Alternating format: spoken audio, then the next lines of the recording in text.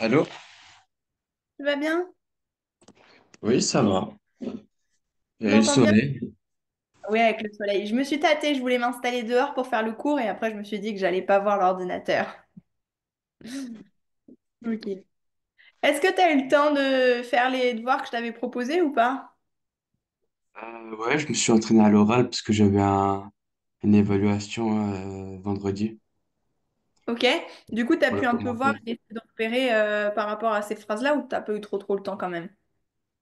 Bah, quelques-unes, ouais. Ok. Ce que je te propose pour aujourd'hui, tu me dis si ça te va. On corrige ça et puis je pense qu'on aura le temps de commencer ceci.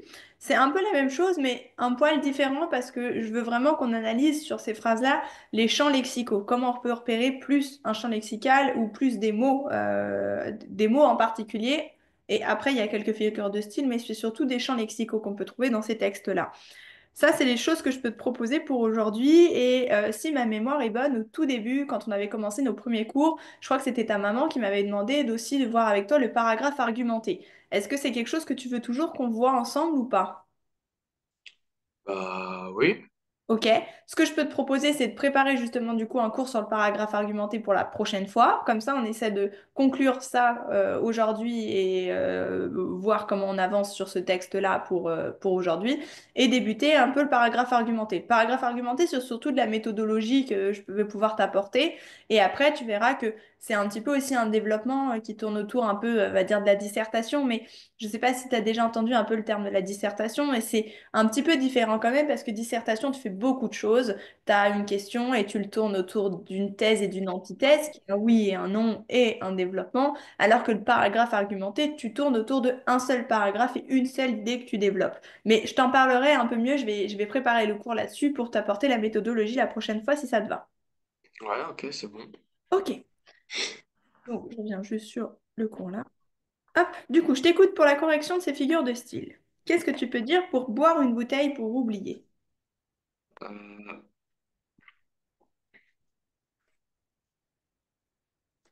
Là, on avait une genre de...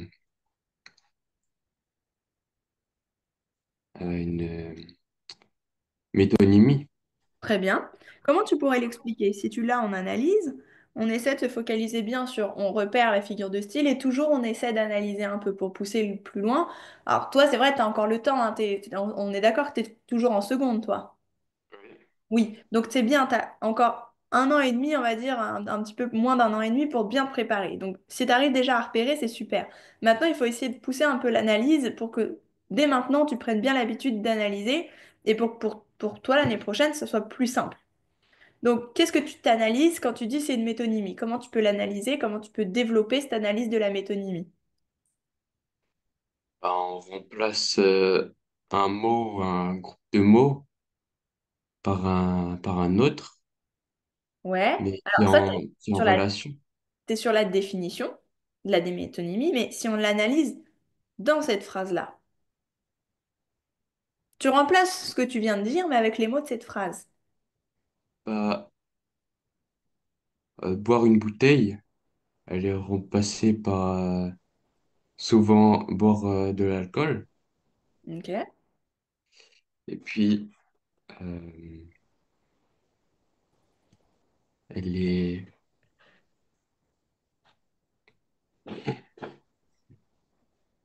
elle permet de,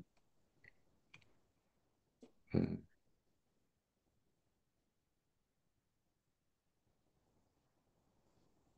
En quoi, qu'est-ce que tu vas pouvoir analyser sur cette phrase? Ce que tu as commencé à dire, c'est très bien. Mais justement, boire une bouteille, ok, effectivement, la bouteille ici, elle est remplacée, enfin, le mot bouteille remplace le fait de boire de l'alcool pour oublier.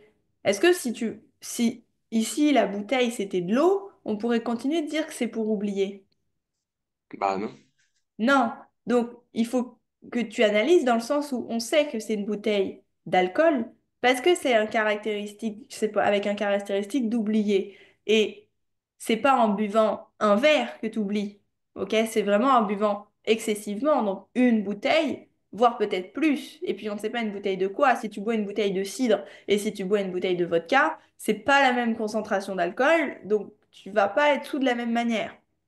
Donc, Vraiment, ici, boire une bouteille pour oublier, t'as bien une métonymie comme tu l'as expliqué avec la définition, mais c'est de bien dire que t'as le mot bouteille ici qui est remplacé par l'utilisation d'une bouteille d'alcool et que on sait que c'est de l'alcool parce que c'est caractérisé par le verbe oublier qui est une caractéristique importante d'une surconsommation d'alcool. OK?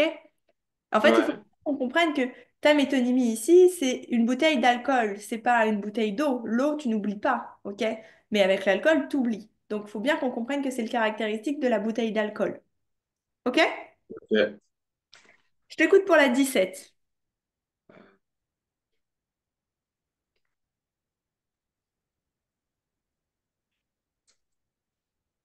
Euh,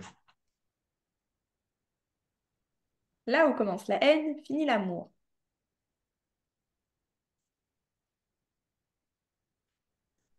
c'est un oxymore Entre quoi et quoi? entre la haine et l'amour. Très bien. Est-ce que tu repères que ça ici?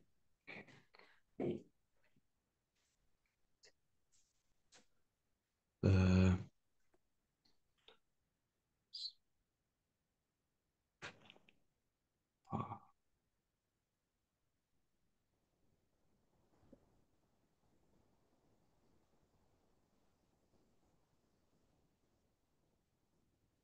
et aussi le commencement et la fin. En oxymore aussi? Ouais. T'es sûr? Euh,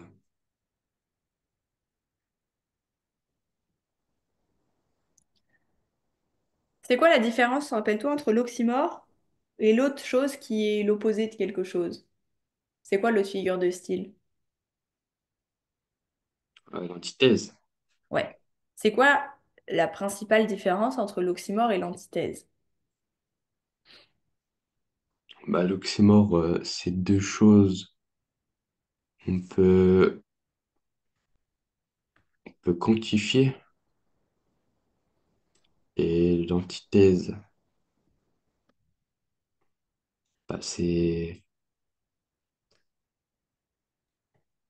soit tout, soit rien. C'est pourquoi que tu as dit c'est soit tout, soit rien? C'est pour l'antithèse. Ok.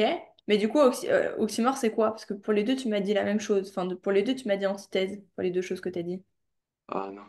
Alors, c'est oxymore, c'est sur on peut quantifier.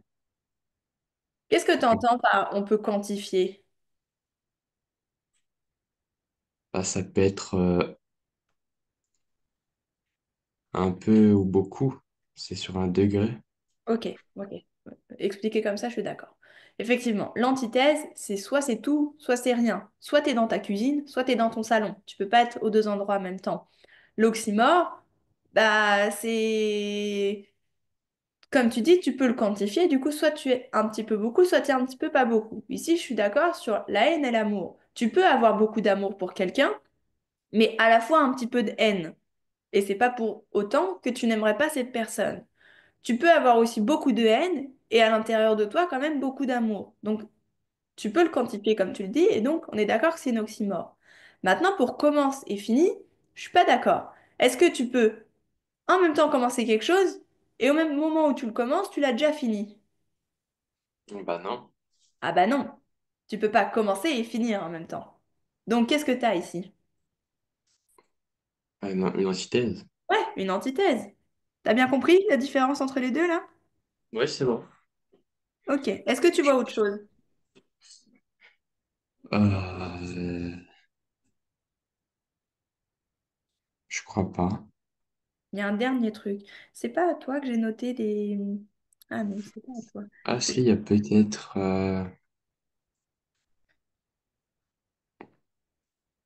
une anaphore Où c'est que tu vois une anaphore?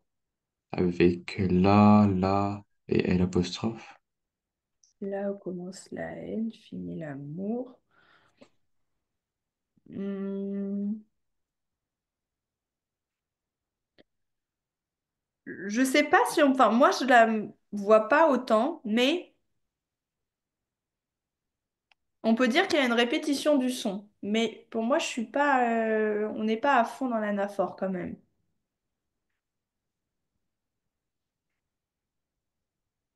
Parce que sur l'anaphore, sur une répétition comme ça, tu serais plutôt sur là commence quelque chose, là la haine finit, là l'amour s'éternise, ou un truc comme ça. Tu vois, tu serais vraiment sur une répétition de là, virgule, ta ta ta. Enfin là, là, nanana, virgule, là, nanana. Ici, tu es un peu sur quelque chose qui est trop raccroché. Pour moi, on n'y est pas vraiment. Mais par contre, tu as autre chose. Euh, Bah, le son A,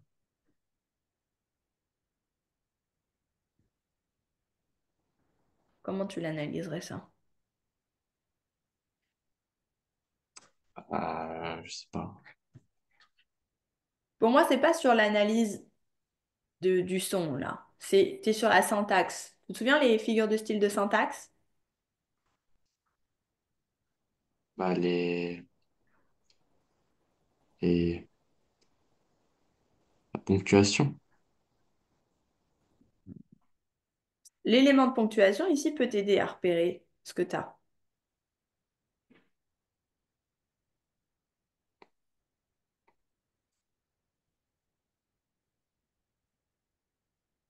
Est-ce que tu veux que je t'aide un petit peu?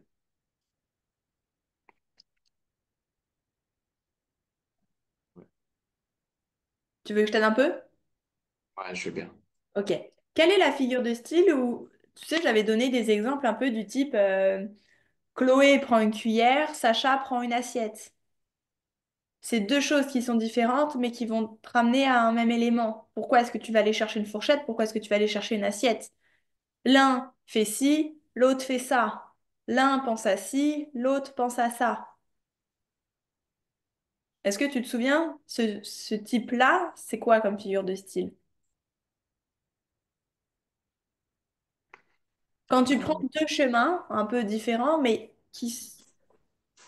qui sont proches, je ne vais pas dire le terme parce que sinon tu vas trouver tout de suite, mais la figure de style qui prend deux éléments un peu potentiellement le- en opposition, mais qui suivent une idée un peu pareille. il y a le parallélisme. Ouais, c'est du parallélisme. Est-ce que tu le repères ici? Bah, on peut prendre commence la haine et finit l'amour. Ouais, en fait, c'est toute ta phrase. Là où commence la haine, un endroit où il se passe ça, un autre endroit se finit l'amour, tu vois. Autrement dit, Ouais. si on fait le truc, tu vois, là où va commencer la haine, bah, ça va être le point où va se terminer l'amour. Et donc, où ça prend deux chemins opposés, mais du coup, tu es sur une même idée de base. Il y avait de l'amour, et maintenant, il n'y a plus d'amour, il y a deux chemins différents. Donc, on est sur du parallélisme ici. Deux idées qui se rapprochent, mais qui sont un peu identiques, et du coup, qui sont parallèles l'une à l'autre. D'accord? Ouais. Ok. Est-ce que tu vois d'autres choses ici? Euh, à part ça, je vois pas. Ouais. Moi non plus, j'ai rien vu d'autre par rapport à ça, mais je préfère toujours te poser la question si jamais toi tu vois des choses que j'ai pas vues. Ok. Pour la 18, il marche, il avance, il court, il vole. Qu'est-ce que tu peux dire? Bah, il y a une anaphore. Ouais, avec quoi? Il. Très bien. Il y a aussi une gradation Avec quoi? croissante.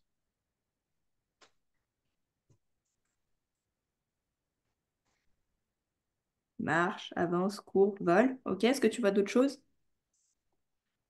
Euh,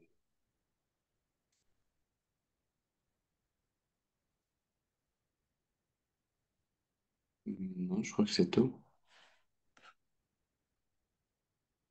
Qu'est-ce que c'est ce que je viens d'entourer?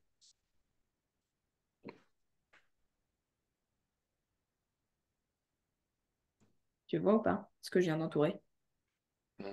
L'exclamation. Ouais. Tu vois ici que tu as une figure de style un peu exclamative? Donc, effectivement, on n'est pas sur un truc très court comme euh, tu avances, point d'exclamation, ou vite, point d'exclamation, où là, on sait qu'on est sur quelque chose de très court et très précis avec une émotion particulière et une exclamation. Mais là, en fait, si je veux pas te donner la réponse, essaie de me dire comment tu l'analyserais, sachant qu'on a repéré les trois éléments à repérer sur cette phrase. Si tu dois analyser ça avec ces trois éléments-là, comment tu l'expliquerais? Comment tu l'analyserais? Bah,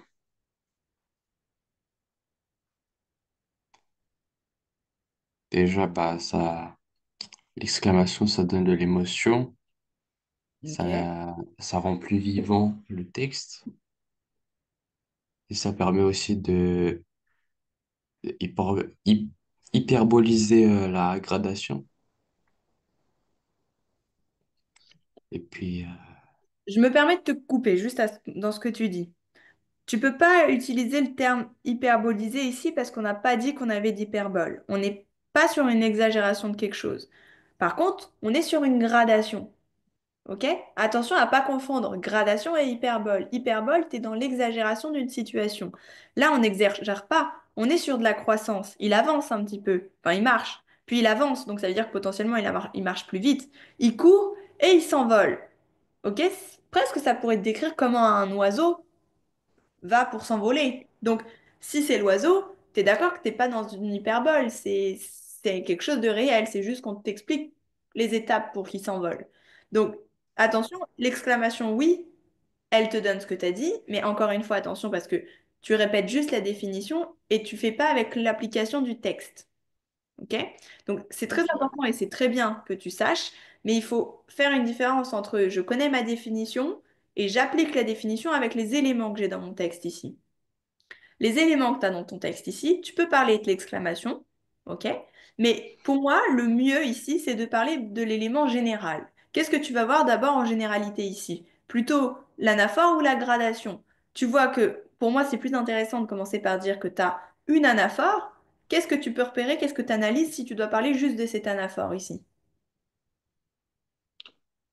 Bah, on y voit une répétition du pronom il. Ok. Et Et puis, qu'est-ce que ça donne? Là, pour le coup, oui, il faut que tu redonnes plus ou moins la définition d'anaphore. En fait, il faut que tu arrives à expliquer comment tu le repères. Donc, l'explication de comment tu le repères, tu connais la définition, mais tu l'appliques pour la repérer. Mais par contre, le ressenti, l'effet que ça a, tu donnes l'effet que tu connais, ok? ouais, Donc, je te montre l'exemple pour l'anaphore et tu essaies de le faire pour la gradation et l'autre truc à côté après. L'anaphore, tu as la répétition du pronom il. Donc ça, tu définis ce que c'est. OK. Ensuite, qu'est-ce que ça donne comme effet? La répétition de quatre pronoms successivement l'un après l'autre, ça va te donner un effet d'insistance, de persistance, d'un effet de mise en avant du pronom il, de l'élément indicateur de la personne. OK? À ça, ouais, à ça, pour continuer d'analyser correctement, tu continues de dire que tu as une amplification de la situation avec ta gradation. Et là, tu redonnes à nouveau. Comment est-ce que tu vois que c'est une gradation? Quel est l'effet de la gradation? Et cette gradation-là elle-même, comment est-ce qu'elle est mise en avant? Par l'exclamation. Et donc, dans la conclusion, on va dire, ou dans la fin d'explication de l'analyse, tu mets en avant qu'effectivement, ici, tu as une phrase avec l'anaphore qui est ta répétition prolongée, ta gradation qui est croissante et qui met donc en avant encore une fois, une émotion potentiellement importante, et l'exclamation qui met aussi cette émotion en avant. On est donc sur quelque chose qui nécessite, c'est quoi le terme qu'on pourrait utiliser ici?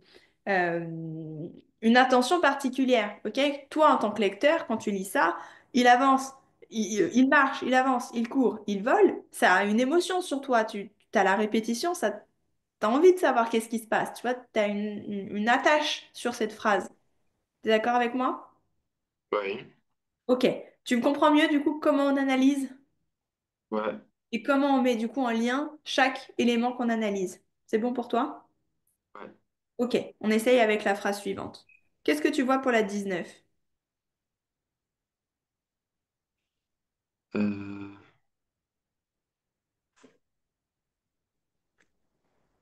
Déjà, il y a Il y a une anaphore Ah, avec nuit. est-ce que tu es sûr que c'est une anaphore? Ah non, C'est quoi?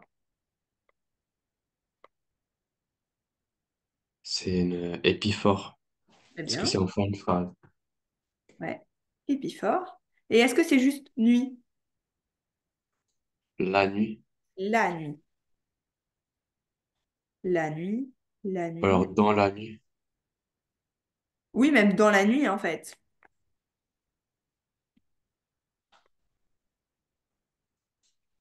Alors, le mieux ici, c'est de dire que tu as la nuit, la nuit, la nuit en épiphore, mais que tu as une répétition du son dans, que tu peux raccrocher quand même à ton épiphore, mais qui va te donner un, comment on pourrait dire ça?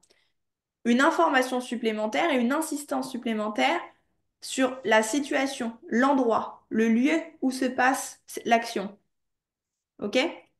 Ouais, Pour moi, tu dis en la nuit, épiphore, mais dans, c'est raccroché à l'épiphore, mais c'est là pour te donner une info précise.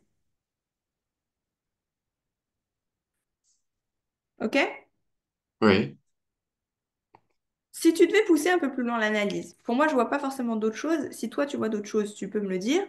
Qu'est-ce que tu analyserais sur la globalité de la phrase? Tu peux pas forcément dire juste j'ai une épiphore de la nuit avec le dans qui est ici pour me donner des précisions. Qu'est-ce que tu pourrais dire un peu plus? Bah, il y a peut-être il y a peut-être aussi une gradation avec pleurer seul et perdu. Ouais. Puis, Pour moi, c'est pas tout à fait une gradation. C'est plutôt une énumération. Parce que pleurer, euh, à la limite, tu vois, enfin, t'aurais des choses qui partent de pleurer. Tu vois, au-dessus, on a marche, avance, court, vol. C'est des choses qui vont se ramener ensemble. Pleurer, seul, ça se ramène pas trop ensemble. Par contre, seul et perdu, potentiellement, oui, mais c'est des éléments que tu peux quand même faire en étant avec d'autres personnes. Pour moi, ici, tu es vraiment sur l'énumération de plusieurs éléments qui vont se passer dans la nuit, dans une situation particulière. Donc, pleurer, seul, perdu, c'est une énumération mais qui va te donner des informations sur enfin, sur ce qui se passe à ce moment particulier-là. Et là, l'épiphore est importante parce que l'épiphore te donne l'information sur le moment. L'insistance de ces éléments-là qui, pareil, tu vois, pleurer dans la nuit, seul dans la nuit, perdu dans la nuit, elle est en épiphore, elle est forte comme émotion parce que ces actions-là qui se déroulent dans la nuit, c'est pas très joyeux, ça fait presque peur, tu vois, quand tu pleures tout seul dans la nuit et qu'en plus t'es perdu, t'es pas dans une situation très cool, on va dire. ouais, je vois. Donc, toi, c'est essayer de broder un petit peu ton analyse autour de tout ça, pas juste ta figure de style et ce que tu vois et c'est tout. C'est essayer de, autour de ma figure de style, est-ce qu'il y a des choses qui peuvent m'aider à approfondir ma figure de style? Est-ce que ça peut m'aider à pousser l'analyse plus loin? Potentiellement, tu vois, c'est des choses que on peut dire à l'oral, qu'on peut noter sur son brouillon, mais que peut-être tu n'utiliseras pas dans ton développement. Mais c'est des idées qui peuvent quand même, plus tard dans ton développement, revenir en fonction du texte que tu as. D'accord? Donc c'est pour ça que c'est bien et c'est important d'analyser dans l'ensemble la situation. Qu'est-ce que tu peux voir? Quel champ lexical tu peux voir? Qu'est-ce que tu as comme mots? On avait parlé aussi un petit peu. Ah non, on n'a pas fait encore. Si, les verbes d'action. Tu te souviens, je t'ai dit, c'est important aussi de relever un peu les verbes d'action, les mouvements. Tout ça, c'est des choses que tu relèves et que potentiellement, tu sais pas si tu vas en avoir vraiment besoin ou pas pour ton développement, mais c'est important de les avoir parce que tu le sais. Et puis, à un moment, tu peux broder un peu une figure de style en disant, bah là, j'ai aussi des verbes d'action qui vont mettre ça en avant. Ou ah, bah là, le fait que j'ai tel et tel élément, ça peut intensifier l'épiphore. OK? Ouais. Est-ce que tu as des questions ou ça va? Non, ça va. OK. Qu'est-ce que tu peux dire pour la 20?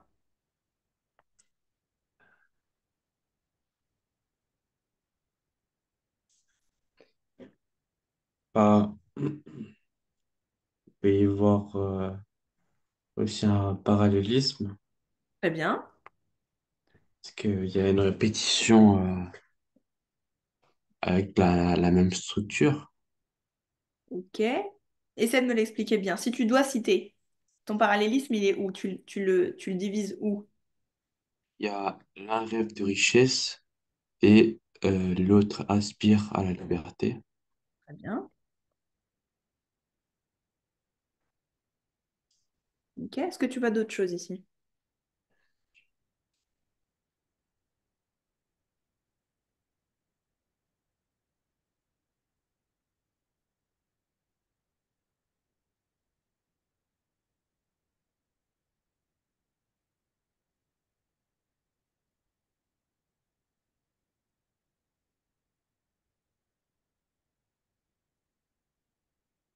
Qu'est-ce que tu peux repérer d'autre encore ici?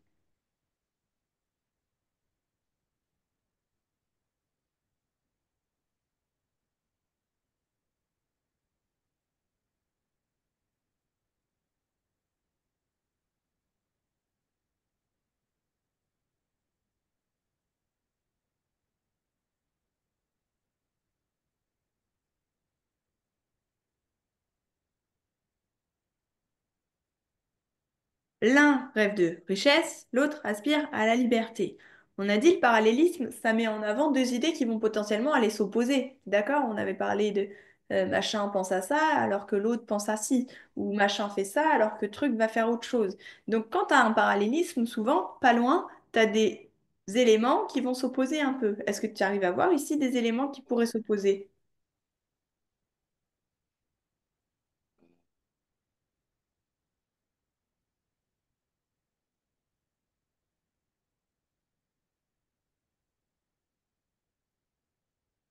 En plus, ici, avec l'un rêve et l'autre aspire, on sait qu'on est sur deux trucs qui vont s'opposer. Est-ce que tu vois les éléments d'opposition? Bah, il y a rêve et aspire.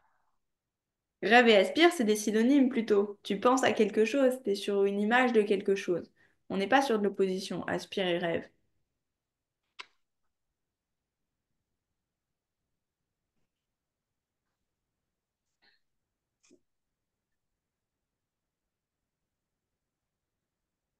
Alors, c'est richesse et liberté. Ouais, ici pour moi, tu as une antithèse entre richesse et liberté. Et alors, elle est un peu peut-être compliquée à voir, mais en fait, c'est la syntaxe de la phrase. L'un rêve de richesse, ça veut dire que lui, il veut juste être riche. Ok? Lui, il veut vraiment juste être riche, alors que l'autre, lui, il veut juste être libre. Du coup, ça te met vraiment la richesse et la liberté en opposition ici. Alors, potentiellement, oui, hein, tu peux être riche et libre, mais aussi libre et un petit peu riche. Donc on pourrait dire, ah, mais pourquoi c'est pas une oxymore? Mais vraiment ici, la syntaxe de ta phrase, elle te dit bien qu'il y en a un, il veut ça. Il y en a un, il rêve que de la richesse. Et l'autre, il veut que la vérité. Du coup, c'est la syntaxe de la phrase qui te fait comprendre que la richesse et la liberté sont une antithèse entre les deux. D'accord? Ok. Tu comprends bien ça? Ouais, Ok. c'est un peu compliqué, mais ouais. C'est pour ça que je te dis, c'est important de vraiment bien analyser toute la phrase et pas juste les mots que tu peux relever. Je sais plus si c'est à toi que j'avais dit ça, de te dire si tu as du mal à repérer tes figures de style, essaie de te dire, d'abord, en premier lieu, est-ce que j'ai une comparaison? Ça, c'est un truc simple. Est-ce que tu as un élément de comparaison, comme tel que pareil à, etc. J'ai pas d'élément de comparaison? Ok, j'ai pas de comparaison. Potentiellement, il y a une deuxième figure de style qui te fait la comparaison. Tu as la métaphore. Est-ce que dans cette phrase-là, j'ai quelque chose qui est un peu comparé, mais indirectement? Oui, non. Bon, ok. Si j'ai pas ça. Maintenant, qu'est-ce que je peux avoir? Tu vas avoir les figures de style type les hyperboles, les personnifications. Est-ce qu'on est dans l'exagération de quelque chose? Est-ce qu'il y a quelque chose qui est humanisé ou déshumanisé ici? Qu'est-ce qu'on peut voir? Ok. J'ai pas. Bon, une fois que tu as fait tout ça, au niveau de la syntaxe, est-ce que j'ai des mots qui vont se répéter? Est-ce que j'ai des sons qui vont se répéter? Est-ce que j'ai des points d'exclamation potentiellement? Est-ce que j'ai des émotions importantes? Soit c'est de faire un tri d'élimination, si jamais tu as du mal, d'essayer de repérer. Si tu as des comparaisons, si tu as des exagérations, des choses un peu type anormales, ou des répétitions, ou des mots, enfin de sons des mêmes sons, ou des répétitions visibles. Tous, etc. OK? Et en faisant ça, ça peut t'aider à mettre en avant un peu les choses. Une fois que tu sais que tu as du parallélisme, potentiellement, bah, tu as des éléments de comparaison. Tu as vu sur la phrase au-dessus, on avait là où commence la haine, finit l'amour, c'est pareil, on a lu parallélisme et on a aussi des antithèses et des oxymores. Est-ce qu'on en a d'autres des figures de style où on avait des hyperboles ici, des parallélismes? Oui, l'enfer du froid et le paradis du feu, on avait un parallélisme et tu retrouves aussi des antithèses et aussi des oxymores. Donc tu vois, on voit bien que sur du parallélisme, tu as des oppositions. Donc si tu as un parallélisme, potentiellement tu as des idées qui s'opposent. OK? Oui. Est-ce que ça va pour ça? Est-ce que c'est un peu compliqué encore ou ça va? Bah, c'est quand même un peu compliqué, mais ça va encore. OK. Est-ce que tu arriverais à me dire les figures de style qui te posent potentiellement le plus de soucis pour que moi je puisse me les noter et éventuellement essayer de te retrouver des petites phrases où on peut retrouver ces figures de style-là? Moi j'aimerais bien mettre dans ce lot-là le parallélisme. Est-ce que tu es d'accord avec moi? Ouais. Ok. Est-ce que tu vois d'autres figures de style qui te poseraient potentiellement un peu problème? Bah, surtout métonymie Ok, et mais... euphémisme. Ok, alors, attends, je vais les noter ici.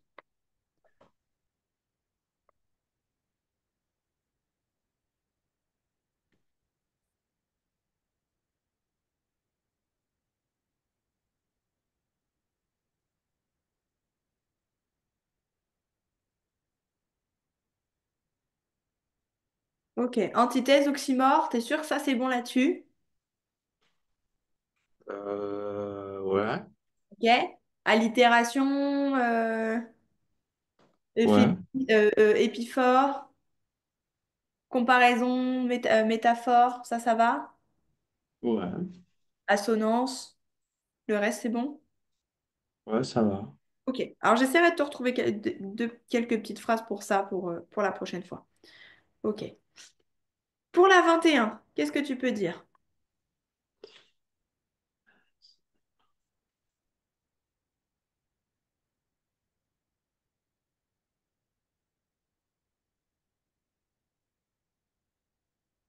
Bah, là, on peut voir que un euphémisme, Ouais, très bien. Comment tu l'analyses? Comment tu l'expliques? parce que il s'est éteint paisiblement et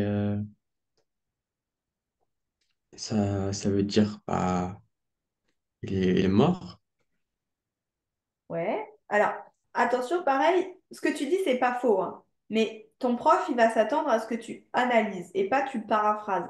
Là, tu redis ce qui s'est passé, mais avec d'autres mots. Il faut pas faire ça. Essaie de l'analyser. Tu redis un peu ce que tu viens de dire là, parce que c'est pas faux. Mais le but, c'est pas de dire il s'est éteint paisiblement, ça veut dire qu'il est mort. C'est d'utiliser l'euphémisme. L'euphémisme ici, il est utilisé. Pourquoi il est remplacé? Comment et qu'est-ce que ça veut dire? Et en quoi c'est un euphémisme de le dire?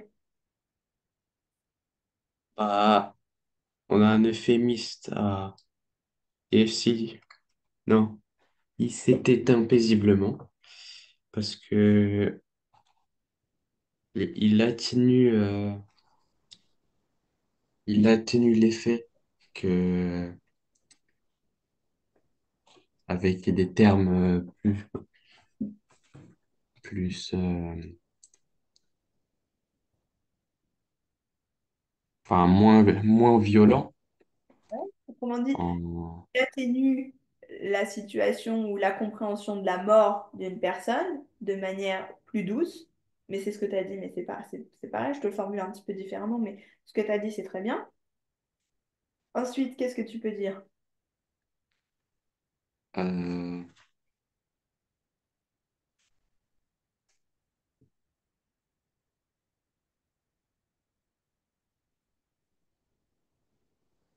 euh, Et en quoi, du coup, c'est l'euphémisme? Et là, tu peux mettre un peu en avant ce que tu as voulu dire juste avant, où je t'ai dit, mais c'est juste répété avec d'autres mots. Mais d'essayer de le formuler, pas dans le sens où ça veut dire ça, ou la phrase dit ça, mais un petit peu différemment. Tu dirais quoi?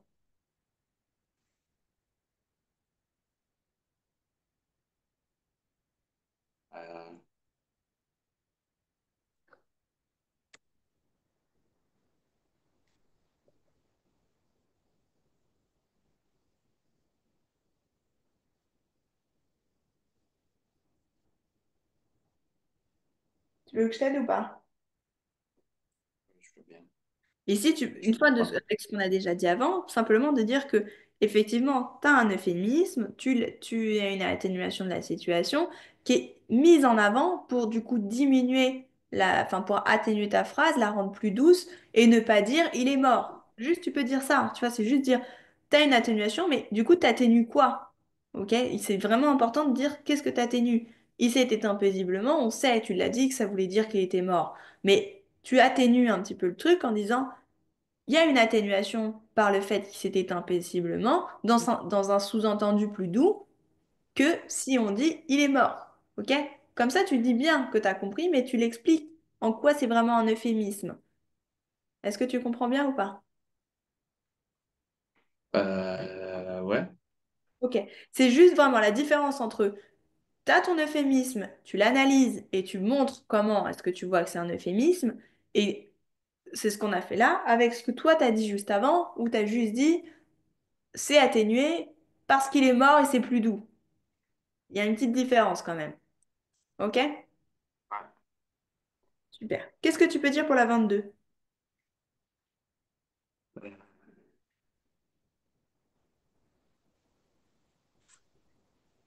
Bah, il y a une antithèse entre la beauté du diable et la douceur d'un ange. Ouais. Il y a un oxymore Entre quoi et quoi? entre diable et ange. Hmm. Je suis pas d'accord.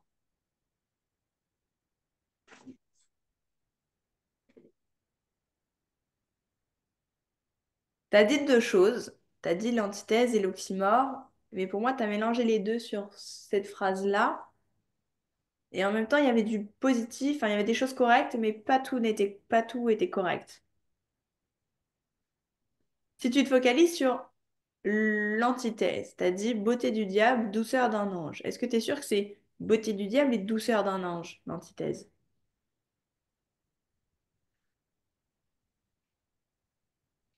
Euh, Souvent, l'antithèse, c'est un mot qui s'oppose. Diable et ange. Ouais. Ici, pour moi, antithèse, c'est entre diable et ange. Ok. Est-ce que tu vois autre chose, du coup?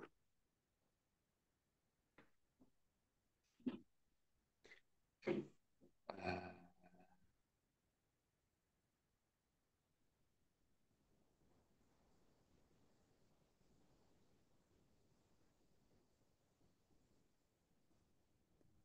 Il y a des choses à dire. Beauté du diable, douceur d'un ange. Qu'est-ce que tu peux dire?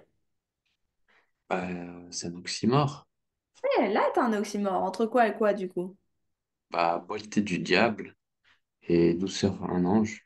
Ouais. Alors, je pense qu'on peut prendre l'entièreté de la chose quand on parle de l'oxymore, mais j'aurais quand même tendance à te dire qu'on prend quand même plus juste la beauté et juste la douceur. Tu peux avoir et de la beauté et de la douceur, mais tu peux aussi moins en avoir. Mais la beauté et la douceur, ça se relie un peu. Maintenant, c'est vrai que c'est quand même important de l'analyser sur la totalité. Si tu prends juste beauté du diable, ok? Bah, c'est un pareil, c'est un peu bizarre. Tu pourrais dire que tu as un peu une antithèse. On sait, le diable en général, il est pas beau, il est moche hein, sur ce qu'on peut nous mettre en avant. Alors qu'au contraire, l'ange, c'est la douceur. Donc, on pourrait analyser un peu plus aussi la beauté du diable, mais on n'a jamais vu le diable. On n'est pas sûr à 100% que le diable, il est pas beau. Potentiellement, il y a certaines personnes qui vont le trouver beau. Donc, on n'est pas sur une antithèse ou une oxymore ici sur juste beauté et diable ou douceur et ange. Mais pour moi, l'oxymore, elle est sur beauté et douceur. T'es d'accord ou pas? Ouais. Comment tu analyserais ça? Maintenant qu'on a relevé ça, qu'est-ce que tu dirais comme phrase d'analyse? Bah, on y retrouve déjà une antithèse avec les mots diable et ange qui, euh, qui, qui s'opposent. Totalement. Ouais, qui s'opposent totalement. Ce qui montre bah,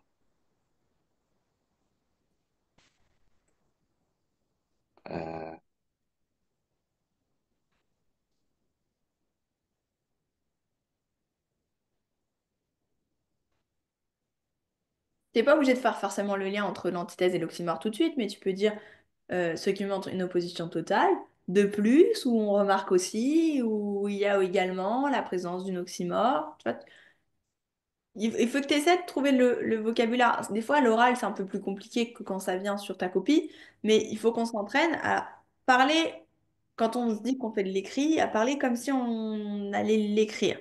Donc, qu'est-ce que tu dirais ici après une opposition totale pour parler de l'oxymore? Bah,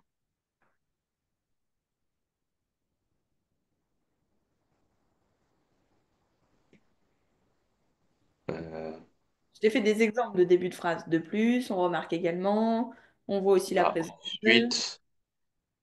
ensuite, on peut y trouver une oxymore Ouais, avec beauté et douceur, ok. ce qui, ce qui met en relation deux, deux termes opposés et qui crée, enfin, Il faut que tu fasses attention parce que si tu dis juste qu'ils mettent en relation deux termes opposés, bah ça fait penser à antithèse.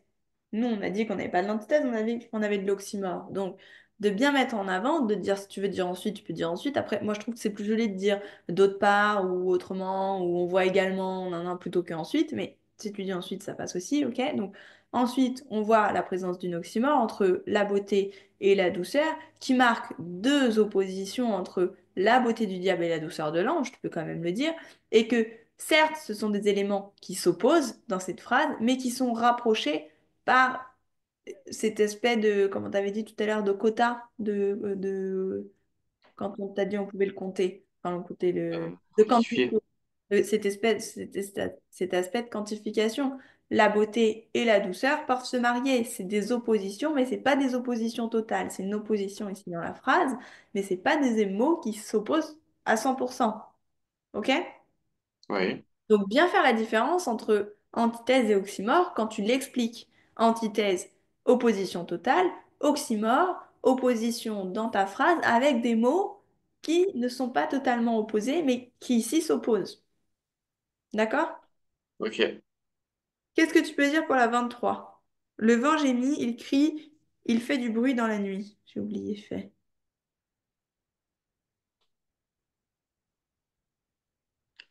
Euh, Bah, il y a une personnification du vent. Ok. On dit le vent gémit ou il crie.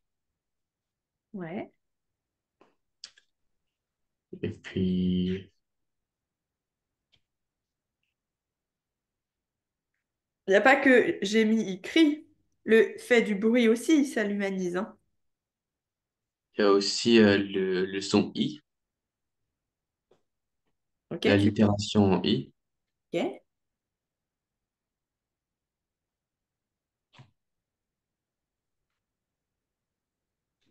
Et puis, je crois que c'est tout.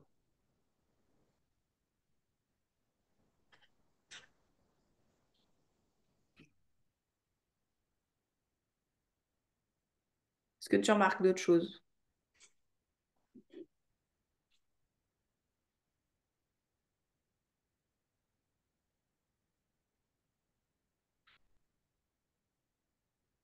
Est-ce que tu es sûr que ici ça s'appelle une allitération?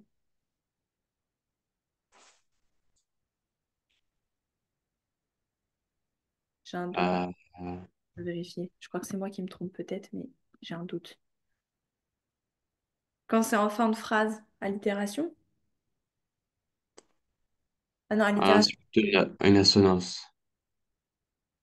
Non, si c'est ça, pardon. Parce que allitération, c'est pour les consonnes. Et on a dit assonance, c'est pour les voyelles. Et A, E, I, O, U, c'est une voyelle. Donc, c'est pas une allitération. C'est ça. Ouais, Donc, assonance. OK? ok. OK. Assonance. Il y a autre chose ici. Est-ce que tu repères? Euh,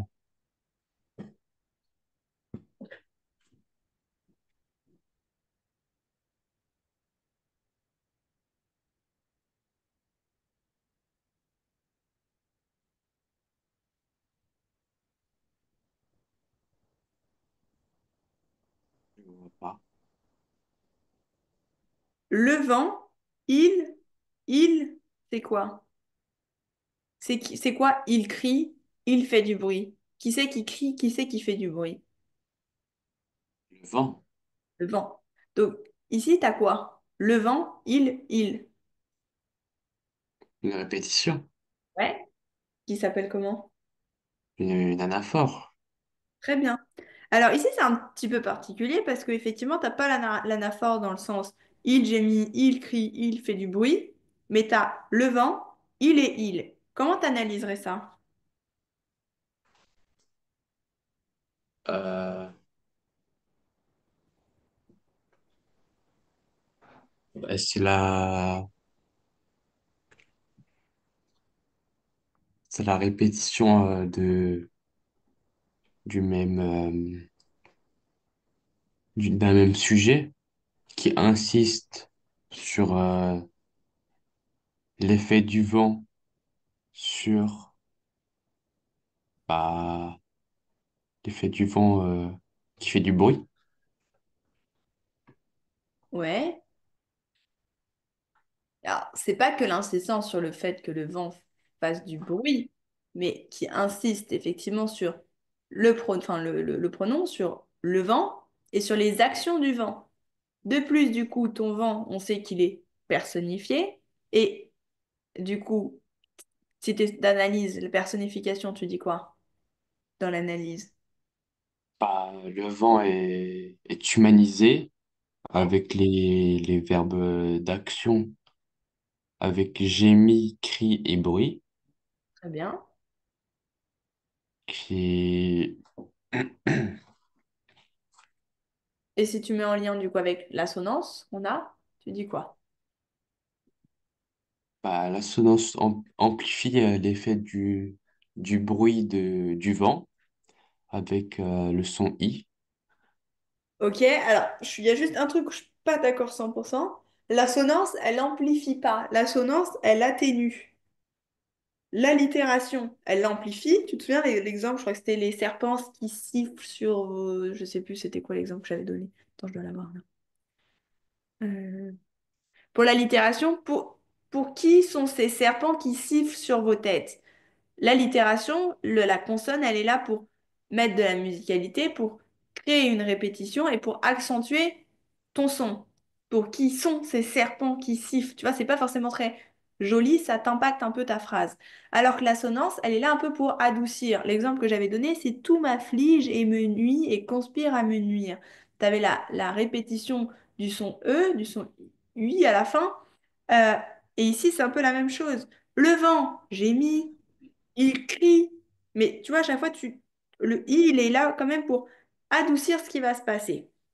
Certes, il fait du bruit dans la nuit, ça accentue, mais le but de la littération, c'est de créer ta musicalité, de créer un peu une ambiance, alors que l'assonance, elle est là pour mettre un peu plus d'harmonie dans ta phrase, atténuer un petit peu une situation qui est en général, qui présente ces critères-là, l'anaphore, la personnification, des éléments qui sont un peu importants.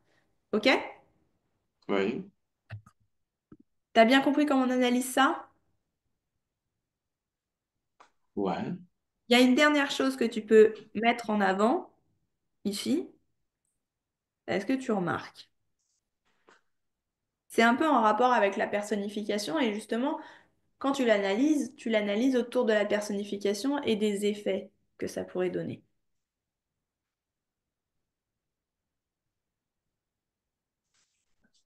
Est-ce que tu vois ce que tu as ici?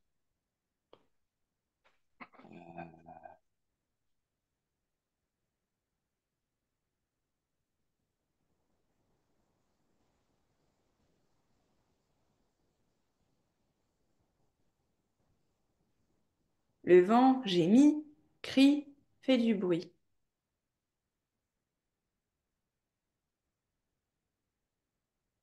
Gémit, crie, fait du bruit. Ça fait penser à quoi?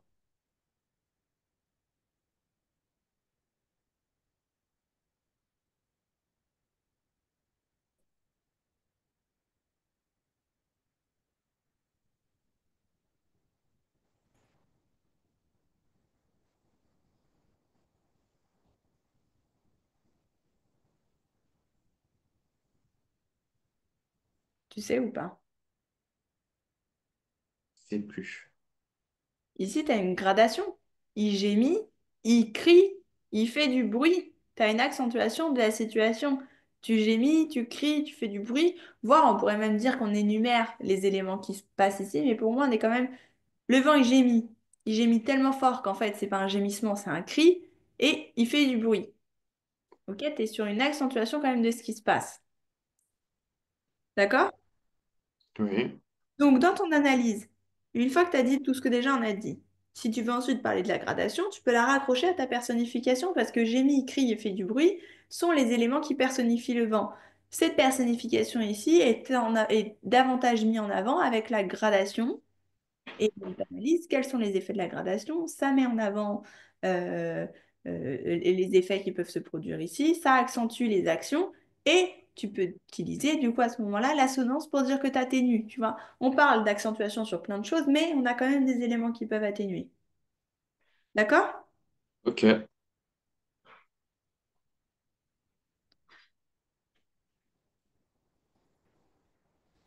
Ok, on essaie de faire la 24 et après on s'arrête là pour aujourd'hui. J'aimerais vraiment que Ouais. tu vois la 25, 26, 27, si tu arrives à les faire toi, mais vraiment à pas le faire dans ta tête parce que tu vois, tu oublies un peu ou tout ça, c'est vraiment de le faire à l'écrit, de te poser, à la limite, tu vois, tu fais pareil, t'entoures avec des couleurs, tu mets des couleurs un peu et si tu préfères m'envoyer, tu m'envoies par message et on corrige plus rapidement la prochaine fois. Ça nous évite de repasser beaucoup de temps sur et trouver et analyser et à la limite, je te pose juste des petites questions sur certaines phrases pour essayer d'analyser davantage. Est-ce que ça te va ou pas? Ouais. Ok. Essaie de faire la 24 et on s'arrête là. Qu'est-ce que tu vois sur... Alors,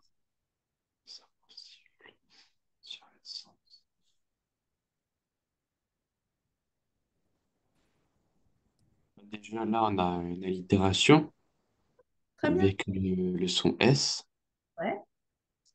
qui insiste sur le sifflement du serpent. Ouais. Euh,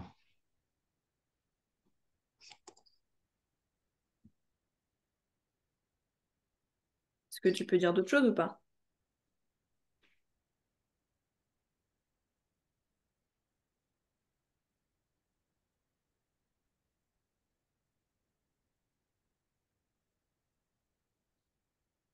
T'as déjà tout dit hein, dans l'ensemble, c'est juste de pousser peut-être un peu plus loin, de dire que ici en plus tu as le mot serpent et le son S, il est là pour imiter le son des serpents. Ton allitération, elle est dans l'accentuation du phénomène. Pour les serpents sifflent sur les sentiers sablonneux, tu as une imitation du son du serpent alors que tu parles déjà d'un serpent. Ok? Typiquement, tu peux le ouais. dire. Ah, si tu le dis pas, je pense que c'est pas très grave, mais de mettre ça en plus en avant, de dire que t'as la répétition du son du serpent alors que t'as le mot du serpent, t'es dans l'imitation un peu. Ok? Est-ce Ok. que t'as des questions sur ce qu'on a fait aujourd'hui? Non, ça va. Ça va? Ok. Ce que je te propose, c'est vraiment d'essayer que tu le fasses toi à l'écrit, 25, 26, 27 pour la prochaine fois. Et ce que du coup, on commencera la prochaine fois, on fera au moins le texte 1. Je pense que ça devrait le faire en 1 heure. Et du coup, on verra comment on avance, si on a le temps de commencer le paragraphe argumenté, la méthodologie, ou si on le fera la fois d'après. Ouais, ok. Je te renverrai un message, je pense, ce week-end, parce que mardi prochain, j'ai une garde à faire à la fac et je suis en garde de 8 heures à 20 heures. Donc, à mon avis, le cours de mardi prochain, je pourrais pas le faire non plus. Donc, soit on s'arrange pour le faire le lundi, fin de journée à peu près vers le même horaire. Sinon, il faudra choisir un autre jour dans la semaine. Ok, Ok. On se tient au ça courant, je te marche. ferai un message vendredi ou ce week-end pour te tenir informé par rapport à ça. D'accord? Ouais. Je te souhaite une bonne fin de journée. Bonne fin de journée à toi aussi. Merci, au Bonne fin de revoir. semaine. Au revoir.